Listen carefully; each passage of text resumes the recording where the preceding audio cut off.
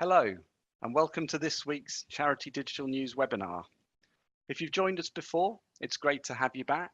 And if it's the first of our webinars that you've joined, it's really great to have you with us today as well. We're really excited this month as the theme we've got running through a number of the webinars are digital leadership. And it seems to me that digital leadership is such an important topic. So many digital initiatives seem to fail, not because of technical reasons, but because there are leadership challenges. So really engaging with this topic through a number of sessions is going to be very valuable. Very pleased to be kicking off with today's session, looking at the 7 lessons of digital leadership with Zoe Amar. For those of you who don't know Zoe, Zoe is widely regarded as one of the charity sector's leading digital experts. She's got a whole host of knowledge and experience, but to give you a flavour, she founded and leads her own digital and social enterprise, Zoe Amar Digital, which she set up in 2013. She's chair of the Charity Digital Code of Practice and co-author of the Charity Digital Skills Report. And she also has 10 years experience as a charity trustee and is a digital expert on the Samaritans board. So I think we've got a real expert who can share a lot of very valuable experience with us today. Before we cut across to the core of today's session, I'd like to just say a few words about us. So Charity Digital News is part of Tech Trust. We're a charity that's focused on helping other charities to maximize their impact through their use of digital technology. And at the end of last year, we decided to set up a free of charge webinar series as a way of helping charities to raise their digital skills levels. We try to run these on a Thursday at 1 o'clock to maximize accessibility. There's some sessions such as this, we're running on slightly different days. Every session is standalone, so you don't need to have joined any of the others to actually be able to join it and get some value. And we're looking at a wide range of topics. So these will include things like communication, cybersecurity, fundraising and collaboration. And of course, this month's topic, which is leadership. And just kind of touching on that a little bit more, forthcoming leadership sessions, we're going to have Carolyn Nutkins from Parkinson's UK, and she's going to be talking about their 3-year journey to digital maturity. So really digging into the lessons they've learned along the road there and how they've made really massive progress over that time period. So I think there could be some really great learnings. And then on the 21st, we've got Penny Power. So Penny has worked in the area of digital technology for her whole career, and she focuses now on helping smaller organizations. And she's going to be looking at the perspective of how you can actually help your charity to be more digital if you're not actually very technical yourself. So maybe if you feel overwhelmed at times by technology, by new digital initiatives, she'll be taking that perspective and actually coming up with practical suggestions as to how you can still provide the leadership to help your organization be more digital and be more successful. Other things we do at Tech Trust, we run TT Exchange. So that's a program that gives access to discounted and donated technology. We run TT Mail, which is a white labeled, heavily discounted email service based on .mailer technology. So if you find MailChimp maybe hard to get to grips with or frustrating and time consuming to use, then you'd really love that service. And we run Charity Digital Jobs, which is just what it says on the tin. It's a jobs portal that is focused on helping charities to find the digital skills they need. In terms of today's webinar, we use Zoom as we think it's the simplest to use and the most robust platform. We're not expecting any technical problems today. They're very rare with this platform, but if there are any interruptions, just stay online and refresh your screen and it should resume. We'll be taking questions at the end of the webinar. There should be plenty of time for these, but you can actually raise them, log them digitally at any point by clicking on the Q&A button at the bottom of your screen and then just typing them in. And then we'll just run through them at the end of the session. We're also going to be making a recording of today's webinar, which we'll make available on Charity Digital News. So it'll be there for you to refer to again if you want, or to share with your friends and colleagues. And that's generally up within a week of the webinar. So that's all I want to say by way of introduction now. And I'd like to now hand over to Zoe Amar to talk about the 7 lessons of digital leadership.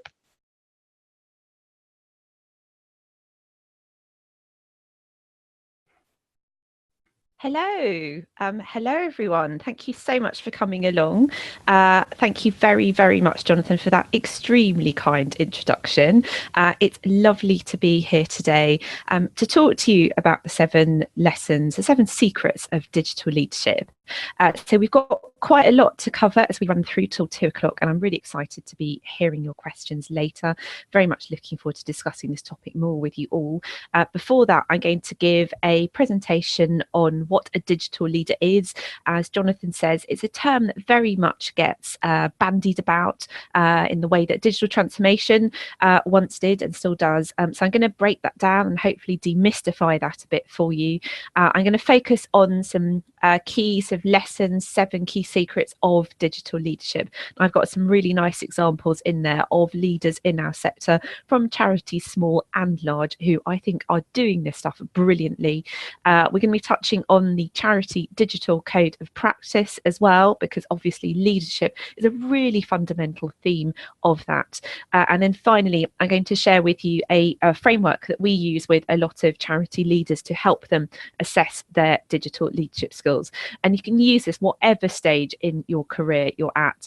You might be an officer, you might be a manager, you might even be the CEO. Hopefully we have all types of roles represented here amongst you good people listening to the webinar today. But it should be a really useful framework for you, whatever stage of your career you're at, and getting you thinking about what kind of digital leader you are and could be. So those are the 4 things we're going to be covering today. Let's kick off. So I'm going to begin by talking a little bit about how I think the nature of leadership has really changed over the last 10 to 15 years, and how digital's played a really key part in that. So if we look at an example such as Donald Trump, whatever you may think of his policies, I think one of the reasons why he is perhaps seen as a bit more of a classic, traditional, old school leader is that his style of leadership is very much command and control. It's about broadcast, it's about that expectation of, I'm going to lay down the law and people are just going to follow me. And I think this new school of leaders, these digital leaders, particularly the ones we're seeing coming through in the charity sector, realise that it's very much about how you bring people with you, how you create a movement, how you inspire people to want to actually come with you. And I think Polly Neat from Shelter is a really, really great example of that. One point to consider is, of course, how we actually generate this new group of charity leaders who are really good at digital, and where it is the default for them to operate in that way. So I think that's a really interesting challenge that we have got for ourselves as a sector at the moment. Second point is really what a definition of digital leadership and what it actually means. So for me, it's very much, as it says here, leadership that's really fit for purpose in the modern world.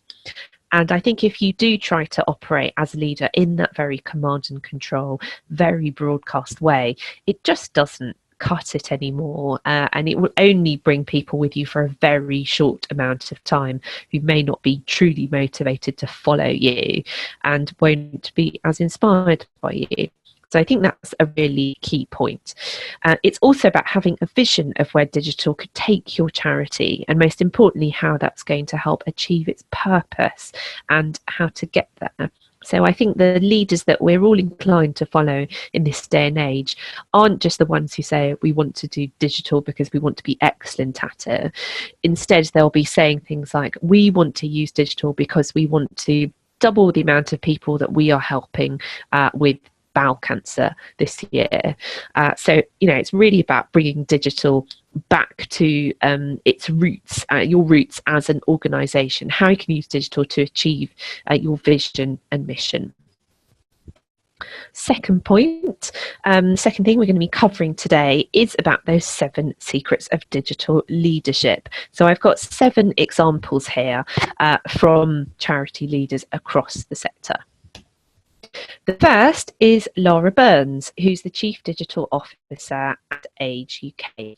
And I think what Laura has done so brilliantly in a very large, very complex organisation like Age UK is that she's been a real champion for digital, and she's really fought to get all the developments that entails through. And I think one of the qualities that I've really noticed in Laura and other leaders across the sector who've really pushed digital transformations through successfully is that they're incredibly tenacious and very very resilient and very good at just persevering. And I think that's one of the real secrets to making this stuff happen, actually, to have those personal qualities as well as that technical expertise and ability with soft skills. And as you can see here, all of Laura's knowledge and experience has really paid off. There are now more people coming to the Age UK website for advice, information and support. And the Age UK digital team have gone on to create an award-winning digital befriending service, Call in Time.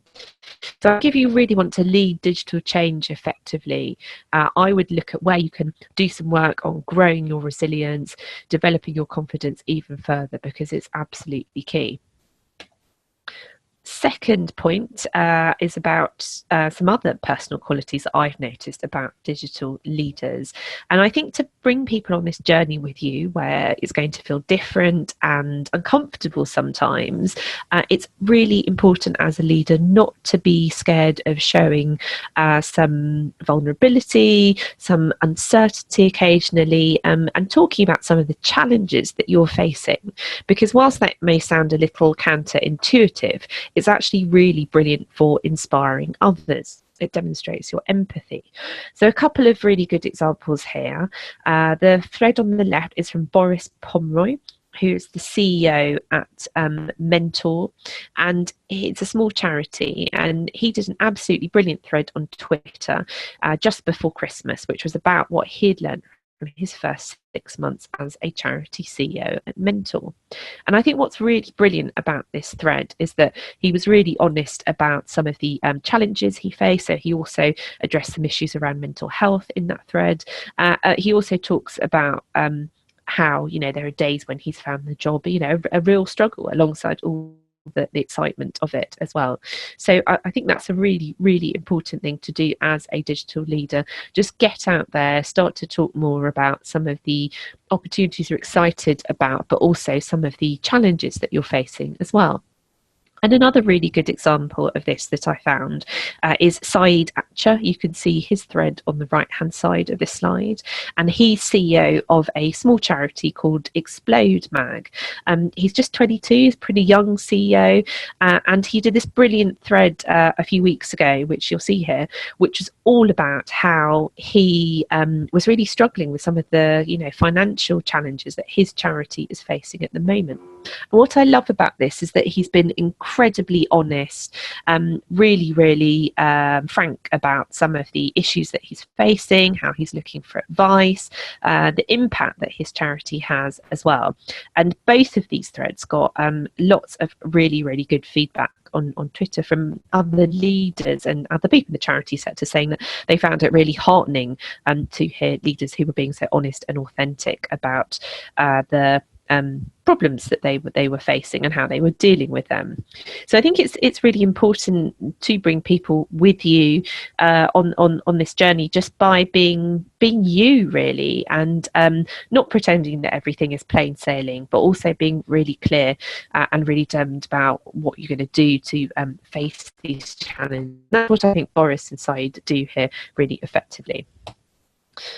Point number 3 is that in order to really take your charity forward with digital, you have to have a really clear vision of where you're trying to get to. Otherwise, it's just not motivating, and staff don't really know where they're trying to get to. So I'm a big fan of Jane Ide, who's the CEO at a small charity called NAVCA. NAVCA are a membership organisation with lots of CVSs across the UK who are supported by them. And Jane was really keen to use digital to help the team to be more productive and also to increase their impact. And one of the challenges they face is that their members are all over the UK. They have a really, really small team. I think off the top of my head, it's perhaps about 5 people. And those people spend an awful lot of time on trains, travelling all over the place, and also having to work remotely. So she was really clear in her mind that if they could get the right systems and they didn't need to be expensive, that ultimately meant they'd be a lot more productive and able to help more of their members. So what she did was, after looking at quite a lot of different tools, they switched to some different systems, which you'll see here. They used a free HR platform. I think it was called Breathe HR, actually, which I think may be free to charities for a limited amount of time, so that may be a good option for people to look at. And actually what they went on to do was to save a significant amount on their office costs, and I believe they also improved productivity as well. And there's a link here to a blog at the bottom which is about what they did and how they did it. And what I think they've done really effectively here is, as well as Jane having a very strong idea of where she needed to get to and how it was going to help them, so she was able to outline the benefits to her team, they were also really keen to demonstrate that leadership to their members as well. And so in going on this journey, they wanted to encourage their members to do the same. And I think that is a really important part for their kind of organisation, of having this vision. Point number 4, I think really effective digital leaders are really, really close to what their users want. And a fantastic example of that is Eve Critchley, who is head of digital at Mind. And you can see from this nice quote from her here, she's absolutely on top of the channels which are most important to the people who use their services. She talks about how the services help them as well. So it's not just numbers and vanity metrics. It's also about the fact that these services help people receive support, particularly if they don't necessarily feel uncomfortable about talking about what is still sometimes seen as a taboo subject, mental health. So I think it's this really strong, really in-depth understanding of how you can help people, what they might get from these channels, and how you can use them as an organisation to support service users, that is really effective and really the hallmark of the modern leader. And actually I still think this is a relatively rare quality in a lot of leaders. I spent the day with a group of charity leaders earlier this week where they were very, very clued up digitally, but actually because of the nature of their work they weren't always that close to how users and donors and other stakeholders were using these channels. And if you think about it, the traditional organisational structure kind of almost incentivizes you away from that, doesn't it? Because the further you become in seniority, perhaps the less time you'll end up, looking at data about how users get involved in these channels. So I do think this is a real ongoing challenge for the leaders in our sector, thinking about how we can make sure that they stay on top of users' needs. Point number 5, a big lesson, I think, is where we see charity leaders who are very strong in digital because they're creative. And I've got a nice example here from David Stockdale, who's CEO of the British Tinnitus Association. And where I think this is brilliant is that the British Tinnitus Association, actually a pretty small charity, but David really gets digital and he really sees that there's the potential for his organisation to do more with it. So what he did was he worked with his team to develop a service called Take on Tinnitus, and it's basically an online interactive way for people who are new to that condition to learn more about what it actually is and how to manage it. And his charity also used something called Google Classroom, which is a way of connecting its support group leaders across the UK, and also then demonstrate that knowledge and share those skills with the members of their own support groups. So I think this has been really useful for the British Tinnitus Association, and David has told me that it's helped them increase their impact as well. So thinking about what you really want to do, how you could do it, and then being quite creative, using some of the tools that are out there already, such as Google Classroom, is a really effective way to approach digital.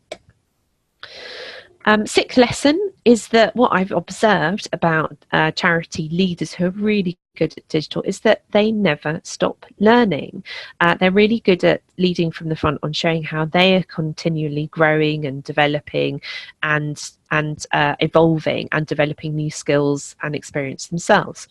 And last year, one of the winners of the Social CEOs Award, so the winner of the Digital Champion Award, Liz Green, we noticed that in her nomination, she has invested quite a lot of time in bringing staff together at lunch and learn sessions to talk about tools and skills.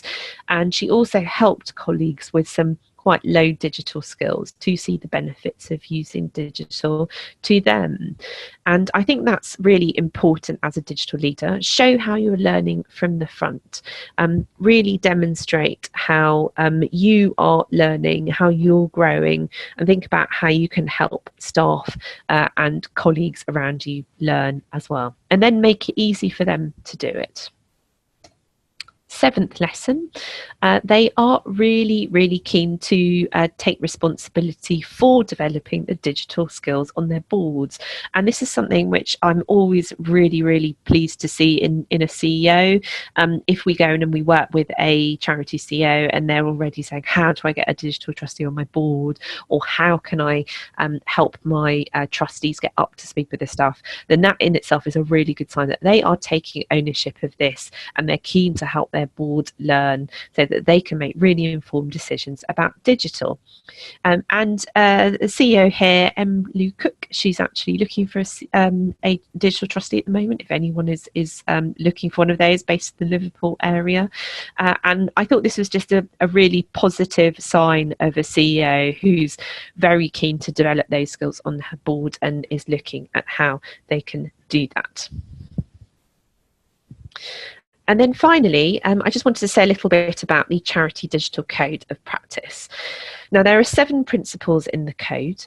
Leadership is one of the key principles in the code itself, and that's why we have the leadership principle first.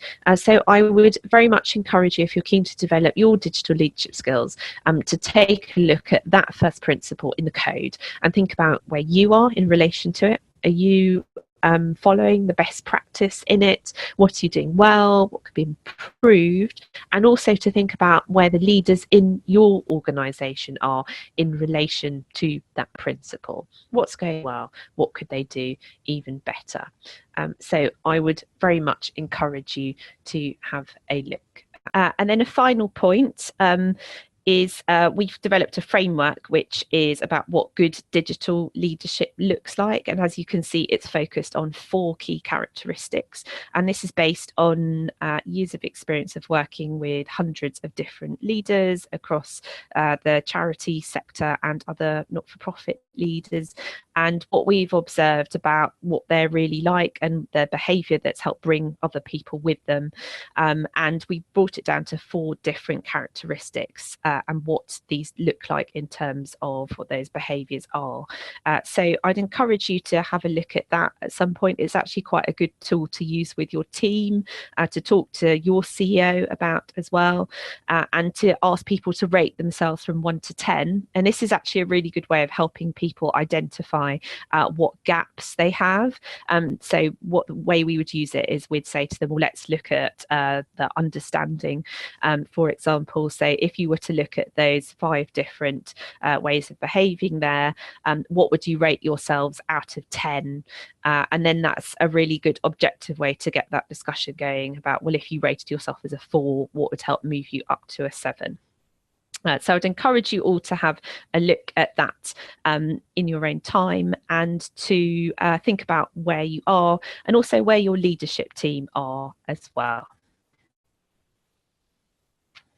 I've just put some resources up here for you also, obviously the Code of Practice and various other resources that are out there about digital leadership, which I think will be quite useful for you. So if you want to know more about what digital leadership is, how you can improve your own digital leadership, then these are really good things to go away and look at. And particularly if you're looking to influence your board as well, the code is obviously really key.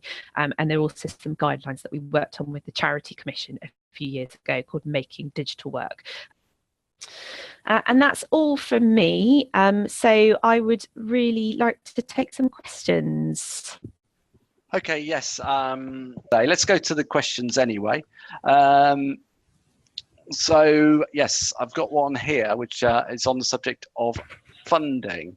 So one of the big issues many face is funding for digital development. Any top tips, Zoe? The big issue across the sector. Obviously, there are some funders who are quite on top of digital, and unfortunately there's only a handful, but I would name Comic Relief, Paul Hamlin, Esme Fairbairn, Big Lottery.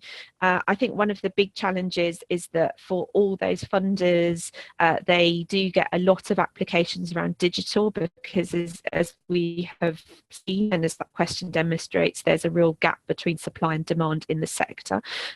I think another really interesting model, which I've seen some charities follow, is to look outside the usual suspects. So I remember when Diabetes UK were trying to get some digital work funded, what they did was they broke it down into smaller deliverables, and then they were getting small pots of money from different corporates to fund what they were trying to do. So I think if you have a really good, strong relationship with some corporates, then maybe that also could be a route that you could go down. But yeah, to summarize, I think it is challenging. I think talking to those funders who really get it is really key, looking outside the sector where you can, but also one of the things we want to do with the Code of Practice in its second year, when fingers crossed we get funding, is to do more work helping funders develop their digital skills so that they can make sure they are funding this kind of work more widely across the sector. Thank you. Another question, again, really key theme on this one. I feel like a pretender talking about the need for my organisation to demonstrate digital leadership for our members when I feel like I'm a digital newbie. Keep trying to embrace and learn. What are the entry-level resources you'd recommend for me to be able to boost my confidence as a leader? I think this is actually a really common feeling, however experienced you are in digital. I was talking to someone this morning who is very experienced in this area, and who actually was saying she's got a big case of imposter syndrome at the moment. So if you feel new to digital, if you feel like you need to develop your skills and could know more, I just want to say sometimes that feeling doesn't ever go away, so you're not alone in that. In terms of where you could start to learn more about this stuff, I think those resources that I shared on the previous slide are a really good place to start. I think some reverse mentoring can work really, really well, actually. So perhaps if you've got a member of staff who knows quite a lot about digital, who perhaps they could be quite junior, just sitting down and saying, look, I really want to know more about this. Can you help me learn more about it? Can you help me do more? How would you advise me if you were trying to learn more about this area? So I think trying to get some mentoring from your network is a really good way to go, and looking at the resources that we shared as well. I think I'd also add to that you might find that the session that we're going to be running with Penny Power on digital leadership for the non-technical leader, I think there could be some really useful content there, because that's going to focus on the fact that you kind of don't need to be on top of the digital to actually provide some of the leadership that's actually required. But let's go to another question. What's Zoe's view on potential disruptors we should expect for the charity sector? So with pretty much every charity that we're talking to at the moment, when we start to get them thinking about other people who are working in their area, so it might be that we're talking to a mental health charity and they're thinking about who else is trying to help, for example, young people with mental health issues. And it's never just the other mental health charities. It will be things like, oh look, there's someone who's got a tech startup in Shoreditch who's built this whole app to help young people with their mental health. It might be that that there's a company in the US who's developed some online services. So I think it's really important that we need to sort of put our heads above the parapet and think about who else is starting to do stuff in our space, because charities no longer have the monopoly on that. So that is in itself is a really, really good place to start. If you want to prepare for disruption, think about who else is doing what you're doing as well, and what you can do to give yourself an advantage in that area. So a really strong advantage that we always come back to with charities who are worried about organisations from other sectors coming into their spaces: look at the amount of expertise you've got, look at the kind of trust there is in charities that there might not be in a tech organization in the US, where they've got different regulations around data protection. So you've really got to think about who else is there, who else is doing the stuff that you're trying to do, and what you can do to put yourself ahead of the pack. Thank you. Now, got a question which relates much more to, I guess, resources and priorities. So when you have a really small team, how are you identifying your priorities? It's easy to get overwhelmed by the number of channels on social media, for example. Is it better to have little presence but everywhere, or strong presence but on only one channel? If the latter, how do you choose it? So this is an excellent question, because I think this is one of the key things that leaders do. They really help set the priorities which people need to follow. I think it always means going back to your organizational strategy, actually. So what are the key things that you need to achieve in the next year? Is it about raising funds? Is it about growing a bigger community of younger people? Think about the key things that you need to achieve, almost putting digital to one side for the time being. And then that should start to give you more of a steer on what you start to do as priorities. So, for example, if one of your big priorities at the moment as an organisation is reaching more young people, then actually using something like Instagram, that's a very, very good argument for prioritising more of your time on that one channel. So I think this is a really good way actually to get that conversation going with your CEO and other senior people in your organisation. I want to talk to you about what you see as the priorities, and then let's work out how we can use what we're doing on digital and what we prioritize as a way to support you in that. And that's a brilliant way in itself to help demonstrate the benefits of why your organization should be using digital more. Another kind of related question, I guess, about focus. What one technology or application have you seen make the most difference to a charity? Oh, blimey. I mean, that's a really good question, because all organizations are so different. Just off the top of my head, I think one thing which I'm seeing making a lot of difference at the moment is Slack. More and more charities, particularly, I guess, because there's a big move towards more people not necessarily working in an office, or like Jane at Navka's team, they're all over the country, is looking at tools which can help you be more productive and communicate better internally. And that's where something like Slack or other instant messaging tools can be really useful, and can help create a bit more of an internal culture. It's something that we've started to use in my own organisation a lot more over the last year. So if I had just had to pick one off the top of my head, I think that could be a really good way of demonstrating how you can work much more effectively and a much more collaborative way. And any ideas for CEOs, chairs, or trustees on personally modelling digital leadership? So this is a very good question. What I would do, without knowing very much about what stage your CEOs and trustees are at, is I would frame that conversation with them about their own personal development and how you can support them with that. So a really good way to do that would be to just get a coffee in the diary with them, use our digital leadership framework, and say, look, I'm assuming whoever's asked this question is working in digital, saying, look, we in the team want to make sure that we are supporting you in developing your digital skills, your digital leadership skills. I would love to get an idea of where you are at, and then get them to do that thing which I just did with all of you, which is to rate themselves as 1 to 10 in those 4 different key characteristics. And then that will give you an idea of where the gaps are and how they can get more confident about other areas of digital leadership. But that aside, apart from understanding where they are, I honestly think one of the best things that any leader can do to demonstrate their digital leadership is just to keep talking about how digital is going to help their organization go where it needs to go. So rather than just giving it the lip service of, yes, you know, we're a charity who does X, Y, and Z, and we want to use digital more and be great at that, it's got to be more than an end goal. I think it's got to be about, and we are going to invest in digital more so that we can help double our reach by 2020. The more they can model the thing of this is the big thing we're aiming for, the more motivating it is for everyone.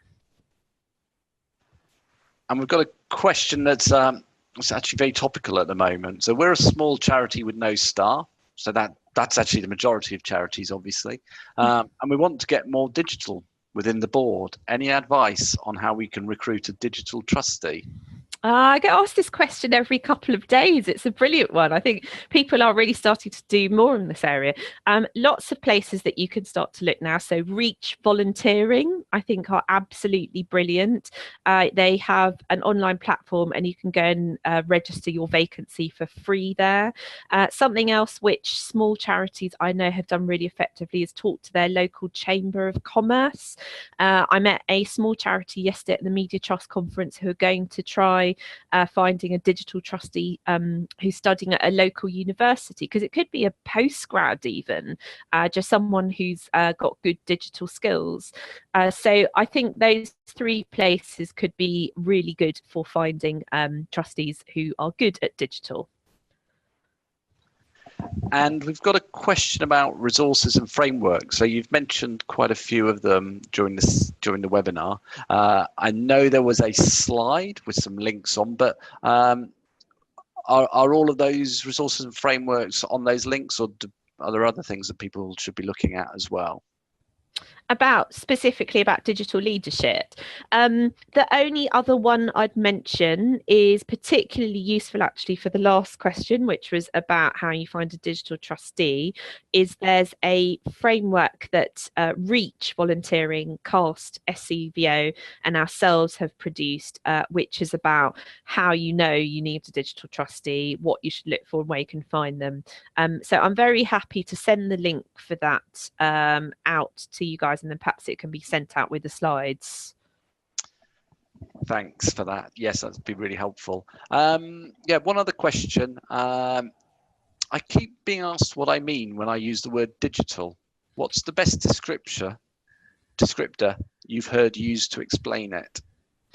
So we've actually got a definition of that in the Digital Code of Practice, which is the co-ops definition, which off the top of my head, I think is adapting the culture and practices and services of your organisation around the changing needs of your audience in the internet age. I think it's something like that.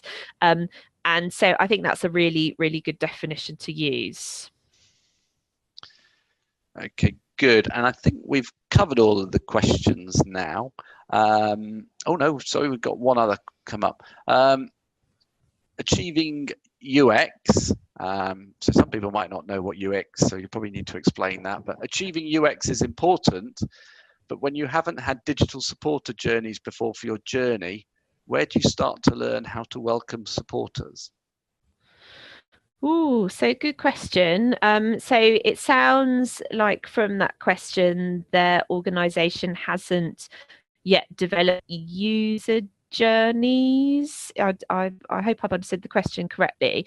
But if that's the case, then that is the first place I would start. So actually, I did this with a really small organisation this morning. Actually, we were looking at, well, what's the very first interaction that person will have with you. A really good way to do that actually would be to I think talk to your supporters. I do have some resources that I can send people about user journeys if that would be useful. It is something that even if you're a really small organization, you could literally just map out in the space of 2 or 3 hours. So I can send that if that's helpful. And then also, I mean, one of the big things would be also looking at some of the most popular page on your website, and the most common entry point on your website as well. So that might be a good thing to do too. Yeah, I think that would be really helpful to share those that link as well. Great, will do. Okay, so I think that's probably it for questions now. Just going to say a few words to wrap up. So first of all, thank you very much to Zoe for some really fascinating content and for showing great resilience with some comms issues. In terms of future webinars, if you'd like to know what else is coming up, then you'll see the link here on this final screen. So techtrust.org /2019 webinar series. So we'll automatically mail you about all forthcoming webinars on that. And the very next webinar, which is actually going to be fully delivered from the Tech Trust studios. So we won't have the challenges of distributed locations to manage for the next one.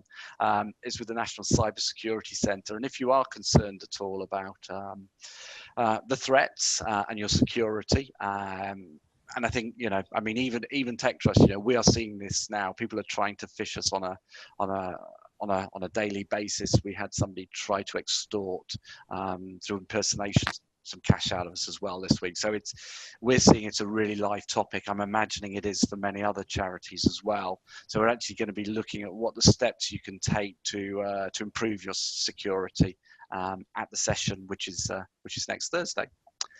So that's all for now.